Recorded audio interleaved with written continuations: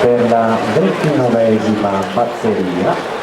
alla corsia 1 vedremo Benincano Alberto per lo sport, alla corsia 2 Gaio Giorgio, stile libero, alla corsia 3 Bisato Francesco, polisportiva Noale, alla corsia 4 Caboni Andrea, team Padova, alla corsia 5 Ambrosini Michele, nuoto di scienza, alla corsia 6 Sandrini Luca, 2000,